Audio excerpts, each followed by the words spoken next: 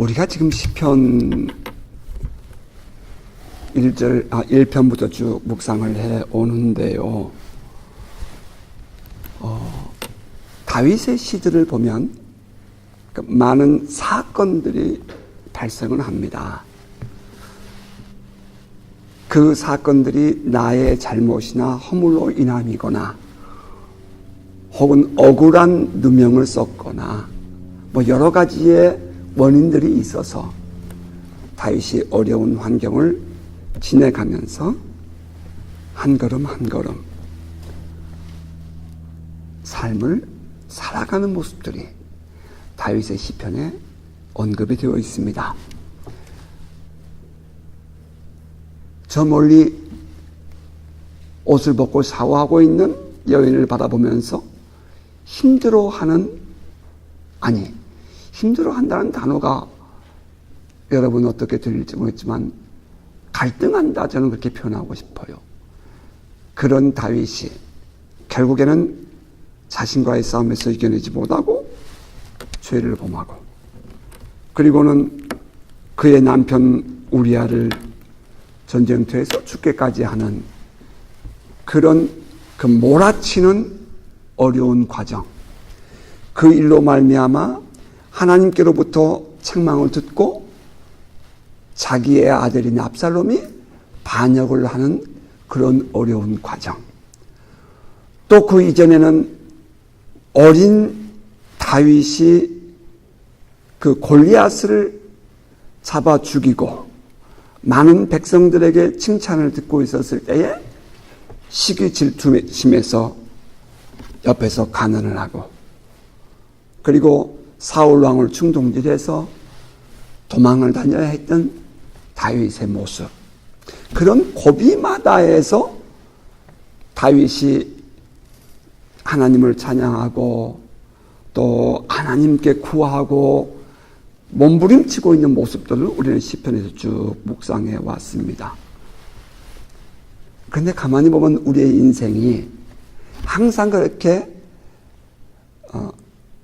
사건만 있는 것은 아니더라는 것입니다. 성경의 기록을 보면 이런 사건 중심으로 많이 기록이 되어 있기 때문에 마치 우리 신앙생활이 아주 이렇게 흥분되고 혹은 막 깊은 나락이 떠지고 하는 어떤 그런 감정의 굴곡 속에서 이루어지는 것처럼 느껴질 수 있겠지만, 그러나 여러분, 우리의 인생을 돌아보면 늘 그런 사건만 일어난 것은 아니잖아요. 저는 시편 8편을 한 주간 동안 묵상을 하면서 참 쉽지 않았습니다. 왜냐하면 이 시편 8편에는 어떤 사건적인 배경을 전제로 하고 있지 않기 때문이었습니다. 며칠 전 새벽에 눈을 뜨자마자 이 시편을 또 이렇게 묵상을 하면서 잠을 들었고, 또 묵상을 하면서 깨는데 불현듯이 이런 마음이 왔어요. 다윗이 살아계신 하나님과 사랑에 빠져 있구나. 이런 사건이 일어나서가 아니라 전혀 사건이 없는 그런 상황이었을 때에 다윗은 하나님과 깊은 사랑에 포로가 되어 있으면서 이 시를 썼구나 하는 것을 깨닫게 되었습니다. 저는 이것을 성령의 감동이라 이렇게 생각을 해봅니다. 여러분, 사랑을 하면 눈이 먼다는 말이 있지요. 상대방의 모든 것이 다 좋아 보이는 것입니다. 이쯤 되면 아무리 객관성을 가지고 이해하려고 해도 콩깍지가 씌워진 그 상대를 바라보는 눈빛은 이제는 쉽게 그렇게 바꿀 수가 없는 것입니다. 하루는 그 바리새인 중에서 율법사들이 예수께 와서 묻지요. 선생님, 율법 중에서 어느 계명이 가장 큽니까? 그랬더니 예수님께서 내 마음을 다하고 목숨을 다하고 뜻을 다하여 주 너의 하나님을 사랑하라 하셨으니 이것이 크고 첫째 되는 계명이요. 둘째도 그와 같으니 내 이웃을 내 자신같이 사랑하라 하셨으니 이 두 계명이 율법과 선자의 강령이니라. 이렇게 말씀하십니다. 첫 번째 계명, 내 마음을 다하고 목숨을 다하고 뜻을 다하여 주 너의 하나님을 사랑하라. 이 말은 신명기 6장에 나오는 쉐마에서 가져오죠. 쉐마 이스라엘아 들으라. 그러면서 주 너의 하나님을 사랑하라. 이렇게 얘기하는 것이고요. 두 번째 강령, 이 내 이웃을 내 몸과 같이 사랑하라. 이 말은 레위기서 19장 18절에서 가져옵니다. 원수를 갚지 말며 동포를 원망하지 말며 내 이웃 사랑하기를 내 자신과 같이 사랑하라. 나는 여호와니라. 이렇게 얘기하죠. 쓱 지나칠 수 없는 부분이라고 생각이 됩니다. 왜냐하면 유대인들에게 있어서의 토라는,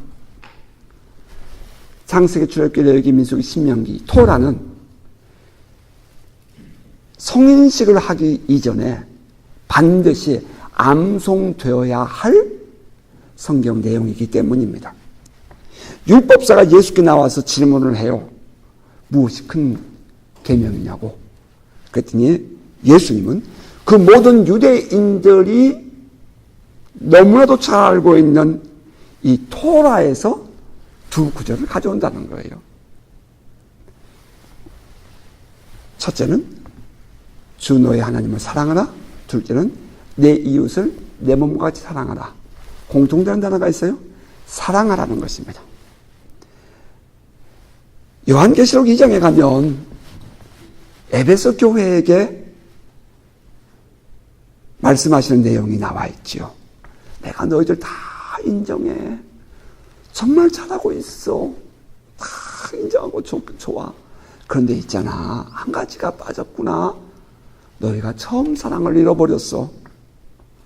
너희가 빨리 회개하고 어디서 그 처음 사랑에서 떨어졌는지를 돌아보아서 돌아오기를 바래. 만약에 너희가 그렇지 않으면 내 촛대를 옮길 거야. 라고 얘기하죠. 그때 주님께서 에베소 교우들에게 하신 말씀이 처음 사랑을 회복하라는 것이었습니다. 하나님을 향한 처음 사랑. 지금 우리의 신앙은 현 주소가 어디에 있다고 생각되십니까? 처음 그 하나님을 나의 주, 나의 하나님, 정말 내가 만나고 내가 지금 경험하고 지금 내가 오늘 나의 현실 속에서 대화하고 느끼고 그 만나던 그날의 감격이 지금도 우리 안에 있는지, 여러분 안에 있는지 우리는 스스로에게 물어야 한다고 생각합니다.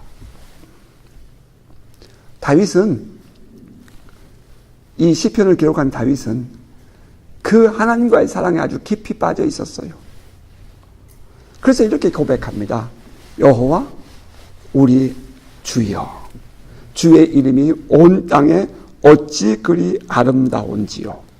주의 영광이 하늘을 덮었나이다. 여호와 하나님, 그 여호와 하나님이라는 분이 어떤 분이죠?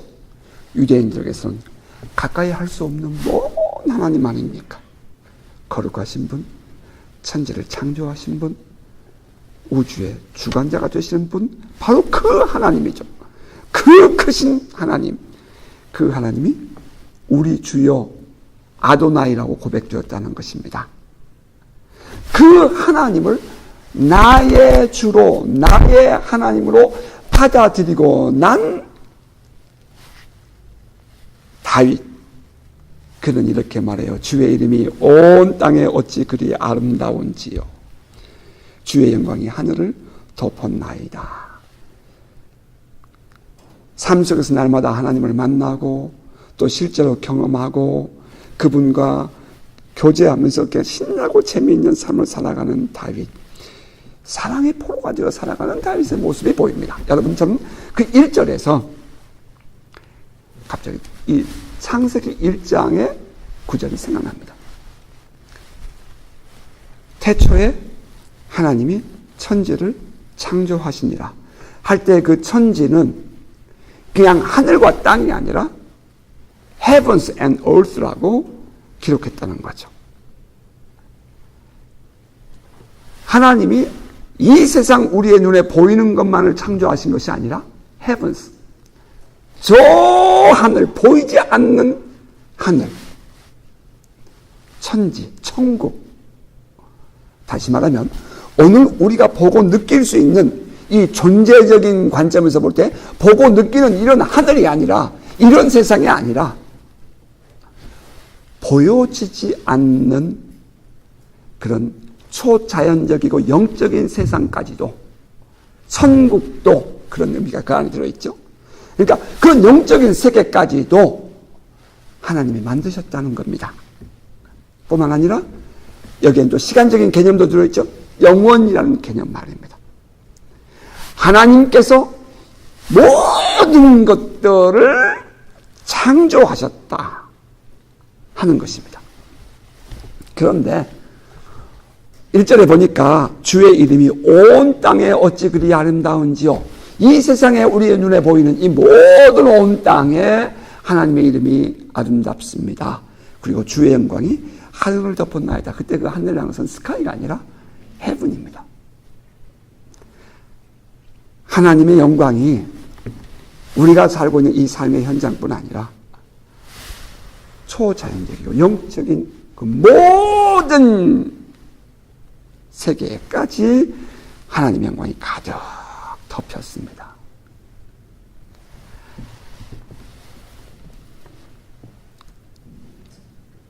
자, 그리고 또 내려갈까요? 2절 보면 주의 대적으로 말미암아 어린아이들과 젖먹이들의 입으로 권능을 세우심이요 이는 원수들과 보복자들을 잠잠하게 하려 하심이니이다. 특별히 어린 아이들과 젖먹이들의 입으로 권능을 세우심이요. 우리말은 그렇게 되어 있는데요. NIV 보니까 ordained praise라고 되어 있어요. 그러니까 하나님께서 부여하신 천부적인 정해주신 어떤 그런 자들의 찬양이라는 의미가 있죠. 다시 말하면 다윗이 13살입니다. 우리가 지난주에 보았어요. 골리앗과의 싸움을 할 때에 13살 어린 아이였어요. 지금 생각해보세요. 우리 아이들 13살 그러면 얼마나 어려요. 그런데 그 아이가 뭐 세상에서 무슨 지식이 많은 것도 아니에요. 무슨 힘이 강한 것도 아니에요. 그 어린아이는 들녘에서 양떼를 돌보면서 사자와 곰의 발톱에서 나를 건져주셨던 그 하나님과의 교제와 사귐, 그 하나님의 이름을 높여드리고 하나님과의 사랑에 포로되어 살았던 그 어린아이가 하나님의 이름을 욕되게 하는 골리앗을 보는 순간 참을 수 없어서 마치 곰과 혹은 사자와 싸우는 그런 기분으로, 그 영감으로 물맷돌을 돌려서 골리앗을 향하여 꽂아냅니다. 그 골리앗이라는 거대하다는 어떤 그런 지식의 개념이 아니라 내 하나님을 사랑하는 그 마음의 열정이 보이는 나의 모든 현실을 뛰어넘었다는 것을 전제하죠. 그런데 어린아이와 젖먹이들, 이 아이들이 뭘 알아요? 그런데 이런 어린아이들이 하나님을 찬양하고 높인다는 거예요. 우리는 성경을 알아요. 우리의 삶에서 많은 하나님을 경험해요. 그렇지 않은 이 어린아이들이 무엇을 알아서 하나님의 이름을 높이며 하나님을 찬양하겠어요? 그냥 하나님 그분만으로 우리가 믿는 신앙보다는 저 아이들이 갖는 신앙이 훨씬 더 이노센트하다고 표현하죠. 순진할 거예요. 어쩌면 그럴 거예요. 예수께서 나귀를 타고 예루살렘 성에 입성을 하십니다. 그랬더니 많은 여인들과 어린아이들이 나와서 종려나무 가지를 흔들면서 호산나 호산나 다윗의 자손이여 라고 함성을 지릅니다. 다윗의 자손이라는 단어는 유대인들에게 있어서는 내려오는 전승에 의하여 그리스도에게만, 메시아에게만 붙여지는 이름입니다. 그런데 저 갈릴리에서 목수의 아들로 자라온 그 사람에게, 청년에게 나뭇가지를 흔들면서 그리스도라고 외쳐대니 성 안에 있는 많은 사람들이 분노합니다. 성에 들어간 예수께서 그 돈을 바꿔주는 사람들, 비둘기 양떼를 파는 사람들을 상을 엎으면서 쫓아냈죠. 많은 사람들이 여전히 예수를 그리스도라고 찬양합니다. 성경을 보면 눈먼 자와 저는 자들이 예수께 나오니 예수께서 고치더라라고 되어 있어요. 이것은 이사야서에 예언되어진 메시아닉 사인, 예수가 그리스도라는 사인을 지금 마태라는 제자가 그렇게 기록해 놓은 거예요. 예수가 그리스도라는 사인을 보여준 것이다라고 말이죠. 자, 그때에 대제사장들과 이런 이 서기관들이 쫓아옵니다. 그리고 예수에게 어떻게 너에게 이렇게 말할 수가 있어? 다시 말하면 그리스도라고 말할 수가 있어? 너 대답 좀 해봐. 이렇게 질문해요. 그랬더니 예수님이 시편 8편 2절의 말씀을 인용해서 너희들은 하나님께서 이 어린아이들로 하여금 주를 찬양케 한다고 하신 그 구절을 읽어보지 못했느냐 라고 얘기를 해요. 하나님께서 부여하신 능력이, 천부적인 능력이 이 어린아이들로 하여금 예수를 그리스도라고 찬양하게 했다라고 할 때에 오늘 우리가 지금 읽었던 이 다윗의 시편 8편 2절을 인용했다는 것입니다. 자, 그리고 또 볼까요? 여러분 또 성경 3절을 같이 읽습니다. 주의 손가락으로 만드신 주의 하늘과 주께서 베풀어 두신 달과 별들을 내가 보오니. 주의 손가락으로 만드신 주의 하늘과 베풀어 두신 달과 별들을 내가 보오니. 다시 말하면 이 위대하신 하나님, 천지를 만드신 하나님, 하늘을 만드시고 하늘의 달과 별을 꽂아 놓으신 하나님, 내가 당신을 바라봅니다. 근데 그 점만 봐서는 그냥 하나님의 전지하심을, 하나님의 이 창조주의심을 드러내는 것처럼 보여져요. 근데 그 다음 절이 의미가 있어요. 다 같이 그 다음 절을 봅니다. 사람이 무엇이기에 주께서 그를 생각하시며 인자가 무엇이기에 주께서 그를 돌보시나이까. 자, 주의 하늘과 주님이 만드신 별들과 달을 제가 봅니다. 근데 지금 이렇게 사람을 보는데 하나님이 생각하시고 하나님이 보살핀 존재라는 것입니다. 누가? 사람이. 그 사람이 누구간데 무엇이간데 할 때 그 사람이라는 단어는 에노스라는 히브리어를 썼는데요. 이것은 죽을 수밖에 없는 존재, 그런 뜻이 그 안에 들어있어요. 시편 103편을 인용하면 풀과 같은 존재, 야고보 기자의 표현을 빌리면 안개와 같아서 아침 햇살에 사라질 것 같은 그런 존재, 그런 뜻이죠. 바울의 표현에 의하면 질그릇처럼 잘 깨어지는 존재, 그게 에노스입니다. 그렇게 잘 깨어질 수밖에 없는 존재인 나를, 천지를 만드시고 운행하시는 하나님이 생각하신다는 말입니까? 그런 뜻이죠.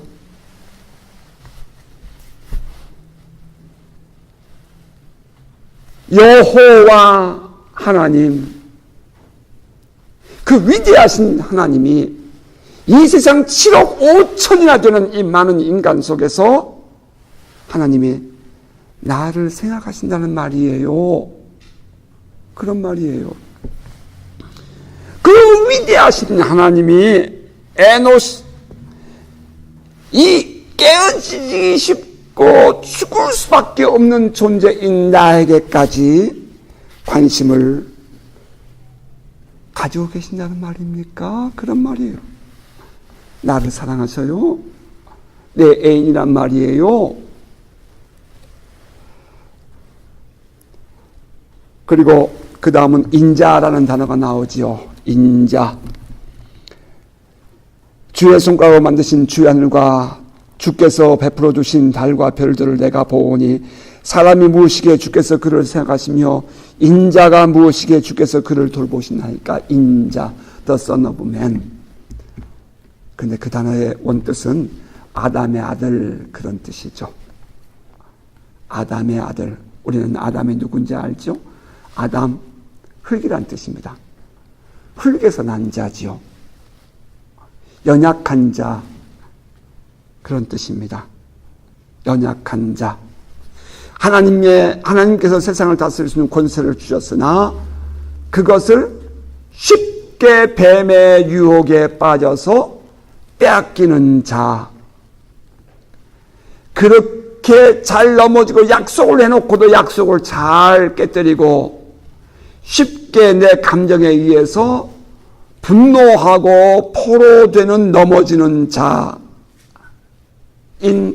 나에게까지 하나님 보살펴 주십니까? 그런 뜻이 그 속에 들어있어요. 어마어마하지요. 여러분 어떻습니까? 지금 우리가 하나님의 은혜를 믿고 살고 하나님께 나와 예배하고 하나님께 기도하고 하나님의 응답을 받고 살아요. 지금 우리에게 있어서의 하나님은 어떤 분이신가요? 그리고 나는 어떤 존재입니까? 약속을 지키지 못하고 자주 깨지고 넘어지는 자 아니던가요? 강한 자 같으면 실상은 참으로 유약한 존재가 아니냐 말입니다. 그런데 하나님의 관심이 우리에게 있다는 것, 참으로 귀하고 감사한 일 아닐까요? 시편 기자는 계속해서 이렇게 말합니다. 그 다음 절 5절입니다. 그를 하나님보다 조금 못하게 하시고 영화와 존귀로 관을 씌우셨나이다. 지금 우리 개역 개정 성경에는 하나님보다 조금 못하게 하시고라고 표현되어 있는데요. 여러분 지난번 우리가 가지고 있었던 개역 한글에는 천사보다 조금 못하게 하시고라고 되어 있어요. 옛날 성경에는. 히브리서 2장을 보면 또 천사보다 조금 못하게 하시고라고 또 하기도 되어 있어요. 그래서 좀 이렇게 자료를 보니까 70인역이라고 되어 있어요. 이 히브리어를 헤라어로 번역해놓은 아주 성경 역사의 중요한 획을 그은 사건입니다. 그 70인역이라는 것은. 근데 거기에는 천사들보다 조금 못하게 되어 있고 이렇게 번역이 되어 있었어요. 그랬는데 히브리어 원어에는 또 히브리어를 찾아봤죠. 또 그랬더니 엘로힘이라고 되어 있어요. 그래서 영어 성경 킹제임스 버전 혹은 NIV 아메리칸 이 버전 다 찾아보았습니다.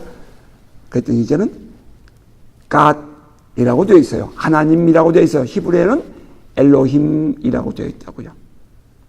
자, 그렇다면 이 본문을 이대로 우리가 이해를 해보면 이래요. 하나님은 스스로 존재하는 분이시죠. 하나님의 이름이, 여호와 이름의 뜻이 스스로 존재하는 분이에요. 그런데 인간은 뭐예요? 하나님이 만드신 존재예요. 하나님보다 조금 낮게 만드신 거죠. 창세기 1장 26절 이해를 가면 이렇게 되어 있어요. 하나님이 하늘과 땅의 모든 것을 다 만드신 후에 이러한 것을 다스리게 하려고 우리의 형상대로 우리의 모양을 따라 사람을 만들자라고 얘기를 합니다. 하나님이 만드신 모든 이 세상을 다스리게 하려고 하나님의 형상대로 image of God, 하나님의 형상대로 사람을 만드셨어요. 할렐루야. 우리 사람의 존재가 그런 거예요. 그런데 하나님보다 조금 못해요. 왜? 하나님은 스스로 존재하신 분이고 하나님의 형상대로는 지어졌지만 하나님에 의해서 만들어진 피조물이라는 거예요. 그런데 그 하나님보다 조금 못하게 한 그 인간들에게 그를 하나님보다 조금 못하게 하시고 영화와 존귀로 관을 씌우셨나이다. 이 사람들에게, 우리들에게 영화와 존귀로 관을 씌우셨다는 거예요. 이제 조금 더 내려가야지 그 다음이 이해가 돼요. 자, 그 다음 절 여러분 6절부터 8절까지 한번 같이 읽으십시다. 시작. 주의 손으로 만드신 것을 다스리게 하시고 만물을 그의 발 아래 두셨으니 곧 모든 소와 양과 들짐승이며 공중의 새와 바다의 물고기와 바닷길에 다니는 것이니이다. 거기에 중요한 단어가 나오네요. 다스리게 하시고, 주의 손으로 만드신 것을 다스리게 하시고, 이게 어디로 가야 이해가 돼요? 창세기 1장 26절 이하로 가야 이해가 되는 거예요. 누구에게? 사람에게. 그렇게만 하면 안 되죠. 누구에게? 우리에게. 우리 개인적으로 나에게. 그런 의미가 있죠. 여호와 나의 주여, 여호와를 아도나이 나의 하나님으로 고백하고 있는 다윗에게 하나님은 그 모든 하나님이 만드신 것들을 발 아래 두게 하시고 다스리게 하셨다는 거예요. 아, 엄청난 은혜지요. 지금 여러분 어떻게 사시나요? 세상을 다스리며 사시나요? 아니면 세상에 짓누르며 사시나요?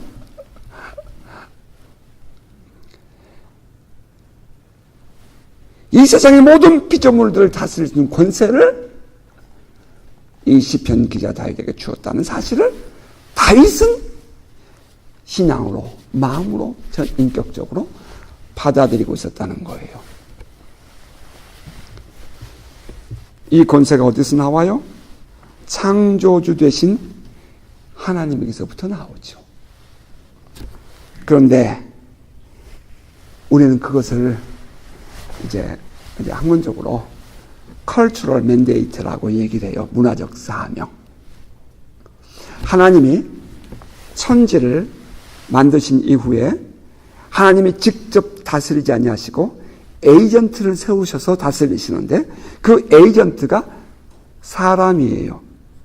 그 사람들은 세상을 다스리면서 culture와 이렇게 경작한다는 의미예요.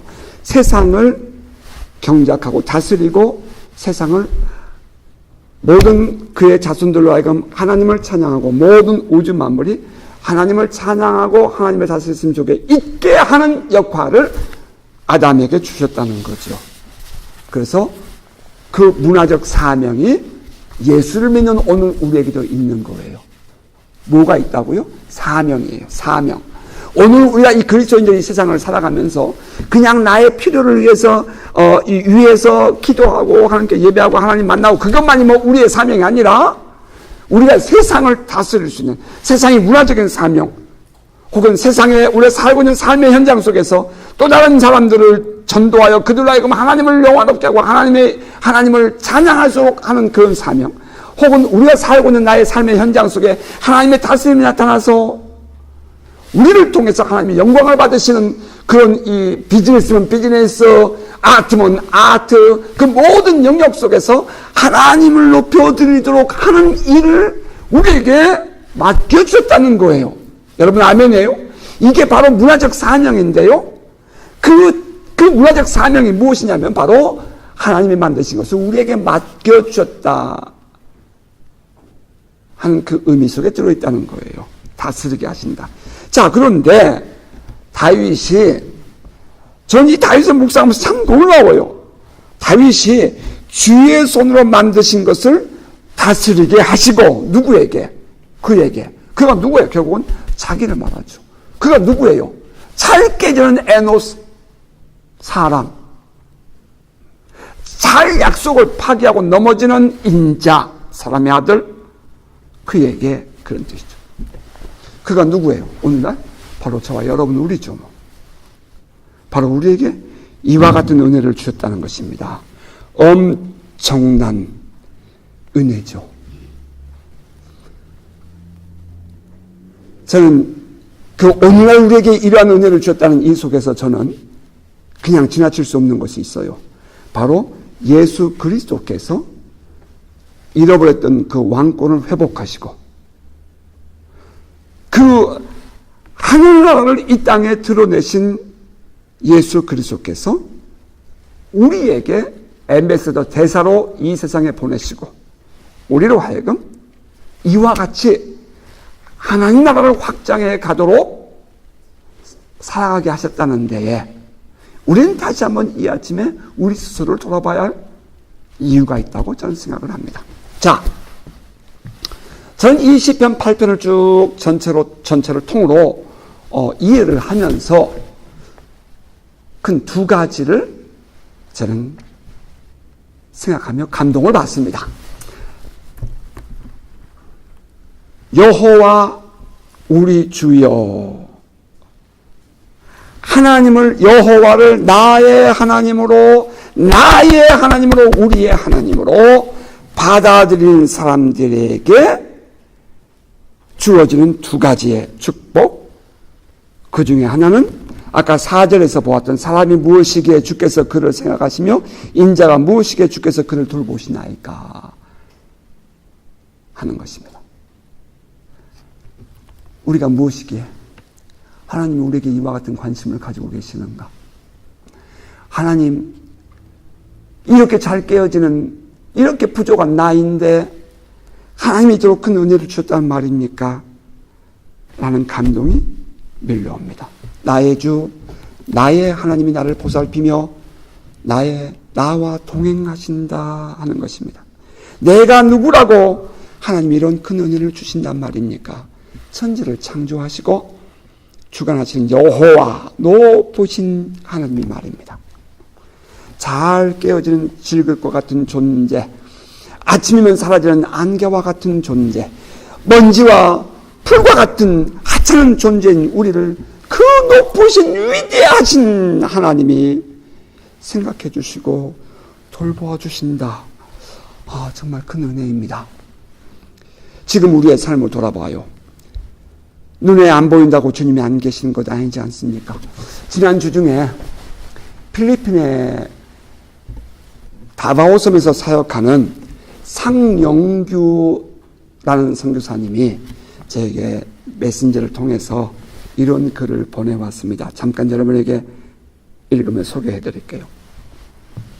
The happiest people do not have everything they want. 가장 행복한 사람들은 그들이 모든 것을 갖고 있기 때문에 자기가 원하는 것을 갖고 있지 않습니다. They make the most out of what they have.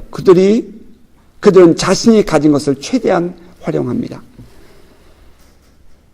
Misery starts when we look at the 10% missing and overlook the 90% blessing. 불행은, 고통은 90%의 축복을 간과하고 그냥 지나쳐버리고 10%의 잃어버린 것을 바라볼 때부터 시작됩니다. We all have our share of blessings. 우리가 모두 함께 나눌 수 있는 하나님의 축복을 받은 자입니다. 가지고 있습니다. Some get them fast. 어떤 사람들은 금방 받고 기도하는 것들을. Some waited for a long time. 어떤 사람들은 아직도 오랫동안 기도하며 기다리는 사람들이 있습니다. What is certain is it comes at the right time. 그러나 분명한 것 한 가지가 있다면 그것은 하나님의 때가 있다. 반드시 이루어진다 하는 것입니다. 그러면서 대문자로 His time, 주님의 때에 라고 보내왔습니다. 이 상영규 선교사님은 매년 이 연세대학교 재단에서 세계에서 수고하는 우리 선교사님 중에 한 명을 선정해서 언더우드상을 주는데 그 언도두상을 받은 분이십니다. 몇 개월 전에 그분이 사역하고 있는 그 마을에 큰 화재가 났어요. 마을이 다 불타버렸습니다. 성도들의 집들이 다 불타버렸고요. 섬기는 교회와 그분의 선교센터까지 불타버렸어요. 그래서 지금 그 성도들은 학교 혹은 그 마을의 공회당에 강당에 모여서 생활을 합니다. 그분이 아마도 자기의 성도들에게 이 글을 보내면서 저에게도 보내온 것 같아요. 그분이 보내준 메시지라 더욱더 의미가 있습니다. 그렇습니다. 고통은 90%의 축복보다 10%의 잃어버린 것을 바라볼 때 시작됩니다. 어떤 사람은 기도하는 것이 금방 이루어지는 경우도 있지만 어떤 사람은 아직도 그것을 기다리고 있는 사람이 있을 수도 있습니다. 하지만 그 모든 것은 반드시 이루어집니다. 정해진 때, 그분의 때에. 참 의미 있는 메시지였어요.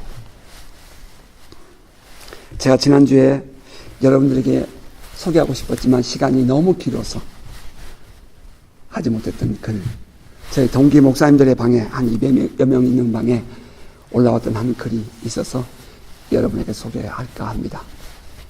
이 글은 사실은 아닌 것 같아요. 왜? 너무 꾸며져 있는 것 같아서. 그러나 감동이 있네요. 미국 시골의 한 통나무 집에 병약한 한 남자가 있었답니다. 그 집 앞에 큰 바위가 있었는데 그 바위 때문에 그 집 출입이 너무 힘들었습니다. 그래서 그는 기도했습니다. 바위를 치워달라고. 그러던 어느 날 하나님이 꿈에 나타나 말씀하십니다. 사랑하는 아들아, 집 앞에 바위를 매일 밀어라. 그때부터 이 약한 사람은 희망을 가지고 매일 바위를 밀었습니다.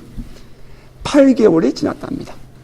그리고 바위의 위치를 측량해 보았는데 바위가 한치도 움직이지 않았습니다.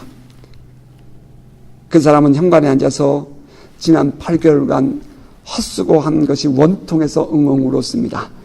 그때 하나님이 찾아와서 그 옆에 앉으며 말했습니다. 사랑하는 아들아, 왜 그렇게 슬퍼하니?